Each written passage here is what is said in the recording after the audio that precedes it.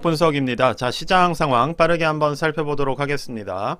자, 지금 나스닥 같은 경우는 일단은 상당히 좁은 구간에서 박스권 장세를 형성하고 있어요. 즉, 하방에서 여기까지 올라오는 기간만큼 더 긴 기간을 이 좁은 구간에서 어떻게 보면 횡보 추세를 보이고 있다라고 봐주시면 될 것 같습니다. 자, 근데 모든 주식은 아셔야 하는 것이 한번 추세가 진행되고 나면 어느 정도의 횡보 구간이 존재를 하게 되고 또 추세가 진행을 되는 이러한 특징들이 있습니다. 어느 정도 이런 숨고르는 구간들이 존재를 하는 것인데 뭐 하방을 시작할 때도 보통은 마찬가지예요. 이런 식으로 횡보 추세가 지나고 하방 추세가 시작되는 그러한 특징을 가집니다. 그래서 지금 이 구간은 어떻게 보면 횡보 구간에 돌입을 했다고 볼 수가 있고, 횡보 구간이 이렇게 길게 이어졌다는 얘기는 조만간 추세가 진행될 가능성이 있다는 거예요. 그래서 그거를 조금 기다려 주실 그러한 타이밍이라고 생각이 됩니다.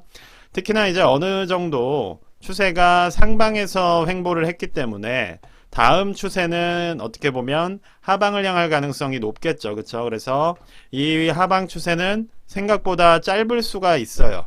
왜냐하면 횡보는 길었다는 얘기는 자, 이 구간에서의 상하방 에너지가 상당히 팽팽하게 맞부딪히고 있다는 얘기고, 이렇게 높은 위치에서 그렇게 에너지가 강하다는 얘기는 매수세 역시도 상당히 강하다고 보실 수가 있을 것 같아요.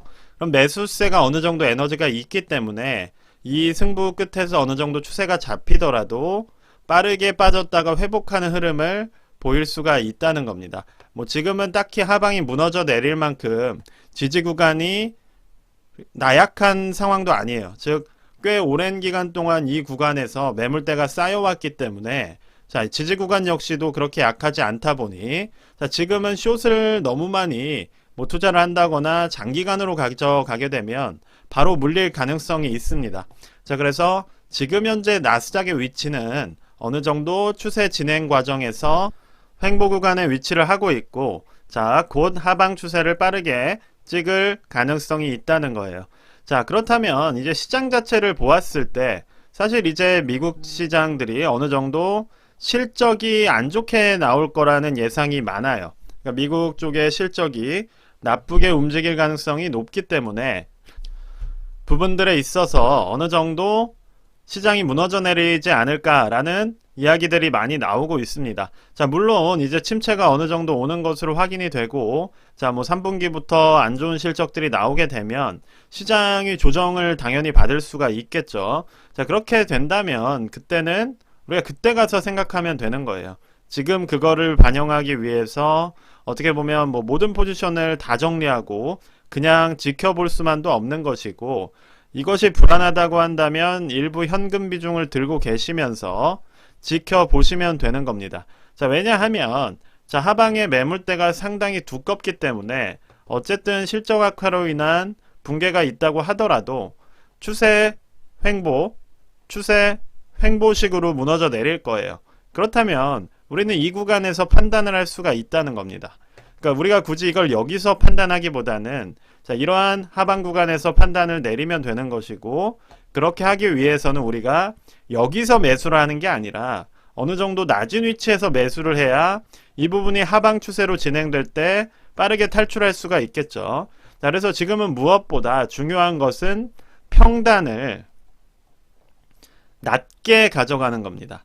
자, 그래서 미국 주식은 특히 평단을 낮게 유지하는 것이 중요하다는 것을 조금 인지를 해주시면 좋을 것 같아요. 자, S&P 500 같은 경우도 흐름이 비슷합니다. 그쵸? 위에서 어느 정도 횡보하는 구간을 상당히 길게 가져가고 있고, 자, 또다시 이제 하방을 이렇게 확인하러 갈 거예요. 그쵸? 그렇다면 그것이 어느 정도, 자, 이 구간에서는 또 횡보하는 흐름이 나올 수가 있기 때문에 우리가 굳이 이것을 어떻게 보면 하락론 혹은 상승론 하나에만 입각을 해서 막 여기서 매수를 하신다거나 혹은 그냥 여기서 막 비관론 때문에 매도를 하신다거나, 자, 이런 식의 대응보다는 앞서 말씀드린 어떤 차분한 대응이 상당히 중요한 시기라는 것을 강조를 드릴 수가 있을 것 같습니다.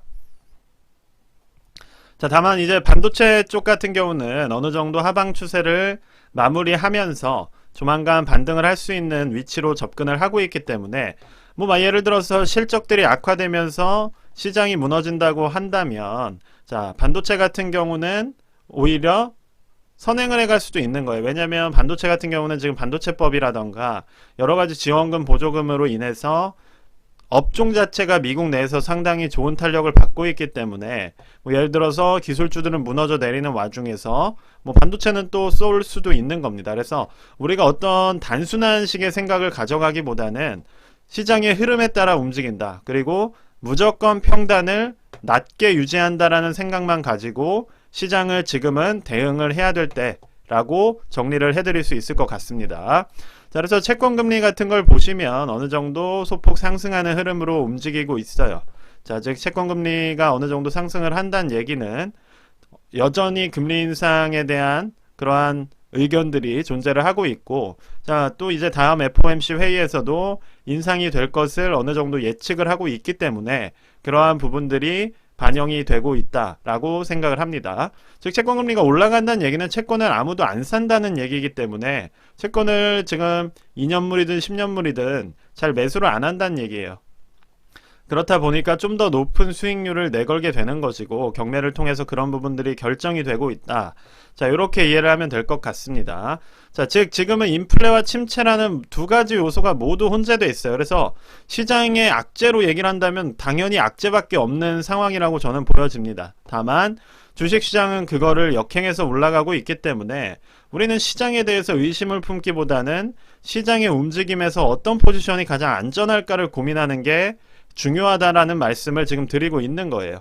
자, 그래서 뭐 TQ나 SOXL 같은 경우도 어차피 앞에서 말한 지수에 따라서 비슷하게 움직이는 것이기 때문에 그거에 따라서 입각해서 계획을 세우시면 될 것 같아요. 다만 변동성이 더 크다 보니까 좀 더 예민하게 평단을 낮춘다는 것에 강조를 해도 지나침이 없습니다. 즉 세배 레버리지는 더 싸게 더 안전하고 확실한 위치에서 매수를 하셔야 돼요. 그래서 지금은 뭐 QQQ나 나스닥 같은 것들은 매수할 타이밍이 아니고 SOXL 기준으로 보더라도 SOXX가 아직 바닥을 찍었다고 보기는 어려워요. 그래서 지금 들어가는 거는 조금 이를 수 있다. 자, 이렇게 정리를 드릴 수가 있을 것 같습니다.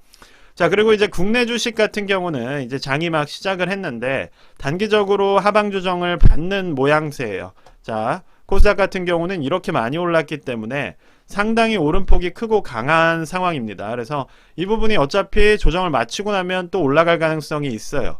그래서 지금 현재 코스피나 코스닥 같은 경우는 미국 주식보다 훨씬 추세가 강하다. 그리고 더 많이 올라간다 라는 점은 이해를 해주시는 게 맞습니다. 자, 왜냐하면 자, 이번 상승 구간에서도 보시면 미국은 횡보하는 와중에 우리는 이렇게 상승이 나왔어요. 코스닥 역시도 미국은 횡보하는 와중에 이렇게 강한 상승이 나왔습니다. 즉 그래서 1차적인 추세가 마무리가 됐다. 상승 추세가 상당히 강하다라고 보시면 될 것 같고, 자, 하락이 이렇게 빠르다는 얘기는 매물대를 빨리 털고 또다시 움직일 수가 있다는 얘기예요. 즉 지금 현재 코스닥 같은 경우는 미국 증시에 비해서 비교도 안 될 정도로 상승률이 강하다는 것이고, 그렇다는 얘기는 한국 주식이 상당히 지금 매력적인 구간에 위치해 있다라고 보실 수가 있는 겁니다. 자, 그럼 이제 여기서부터 어떠한 조정이 나올지에 대해서 걱정들이 많으실 것 같은데, 자, 지금 같은 흐름에서는 비슷하겠죠. 앞서 말씀드린 것과 유사하게 대응을 하면 되는 겁니다. 지금 이 구간에서 2차 전지 사라고 하는 사람들 상당히 많죠.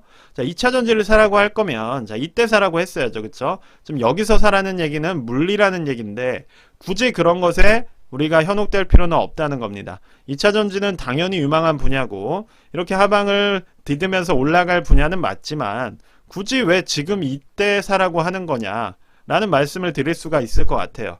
자, 정배열상 평단을 낮출 수 있는 위치가 확인될 때 그때 매수를 하셔도 충분히 늦지 않다라고 생각을 하고, 그래서 지금 국내 증시나 미국 증시 둘 다 위치를 말씀드리자면 어느 정도 미국 증시는 횡보 구간의 막바지, 그래서 이제 추세상 하단을 그릴 구간이고, 자, 한국 주식 같은 경우는 워낙 추세가 좋기 때문에 미국이 횡보하는 동안에 상승을 쭉 해왔고, 자, 미국의 조정에 맞춰서 단기간으로 강한 조정을 받는 그러한 움직임으로 가고 있다. 그래서 지금 많은 뭐 전문가들이나 유튜브에서 뭐 2차 전지를 매수하라라고 지금 얘기를 하고 있는데 굳이 이 짧은 타이밍에 매수 타이밍을 잡기보다는 좀 더 하방 부분이 확인되는 걸 지켜보시고 들어가셔도 늦지 않을 것 같다 라는 말씀을 드리면서 자, 오늘 영상 마무리하도록 하겠습니다. 네, 영상이 도움이 되셨으면 구독과 좋아요 부탁드립니다. 감사합니다.